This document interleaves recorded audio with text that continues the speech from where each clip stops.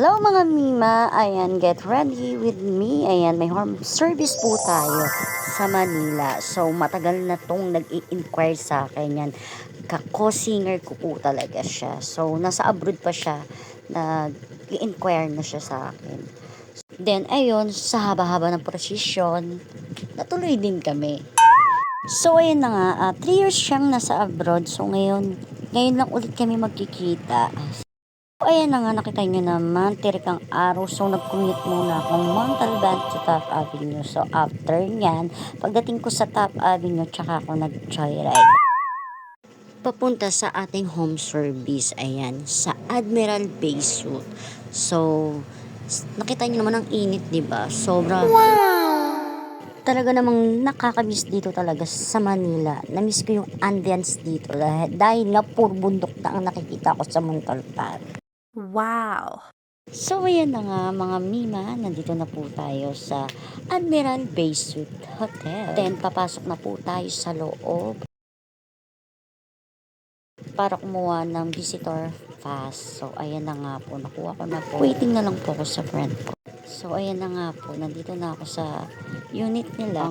Above, wake up like this, nagluluto. Ayan nga po yung previous hair extension niya is Brazilian nut.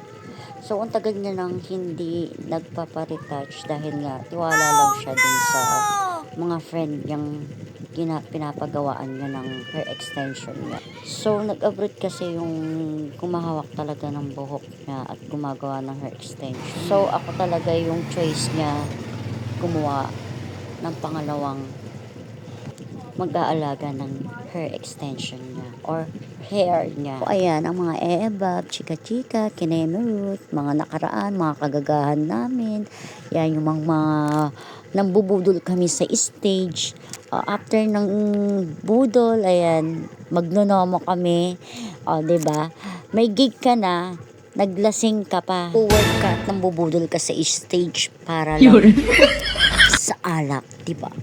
So, ayan na nga, ang mga abab, ayan, nagchika-chika ng mga kagagahan nila, kinemerud, o, diba? Ang saya-saya nila. Na parang walang humpay. Hala. Then, ayan, tinatanggal ko na po yung extension niya dyan. While chika-chika, o, diba? Hindi natapos ang mga abab. Ayan, after kong matanggal lahat ng hair extension niya, ayan, nag-break muna kami at nagnilay-nilay sa kanilang terrace. O, diba? Makikita mo ang lalaki ng mga building. Hi! Ang above, nanibago ba? Puro puno at mga bundok ang nakasisilayan ko doon. So, ayan, puro building na, malalaking building. Ayan na nga, at may isa pang batang makulit dito. Charis lang, isang Persian cat. Nakadab ang bait-bait. Oh. Ayun ang ikinapusa na yan. Na parang kala mo ang bait-bait. O, diba? Sinong mama mo? At ang bully-bully mo? Ang cute-cute mo! Ang sarap mong lapirutin. Ang ilap-ilap nga niyang pusa na yung pag ginahawakan ko. So, ayan, nagpa-lunch na nga ang friend kong Mayora. O, diba? After lunch, going back tayo sa ating ginagawa. So, ayan, tapos ko na nga pong i-refer ang mga hair extension niya and ayan, kakabit na natin siya sa buhok niya, sa real hair niya. So, inaantok nga siya dyan. So, binigyan ko muna siya ng makomportable siya. So, from this, na para bang lumaban sa digmaan at na-stress ng sobra-sobra ang kanyang buhok. Ayan. Makikita niyo naman sobrang buhol-buhol. At ayan na nga po, natanggal na natin ang hair extension niya. Wow! Latinang-latina. O, Booge. Sino ka dyan, babe? Apa. Then, after ng hair extension, niremove ko po siya ng eyelash extension dahil sobrang overglue.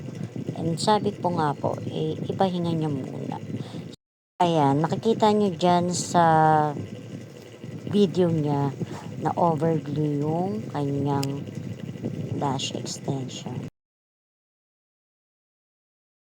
So, ayan na nga po, sa mga gustong magpa-service ng hair extension, ayan, message nyo lang po ako sa Have a Gorgeous Lash and Hair by LD. So, This video, see you on my next video. Bye!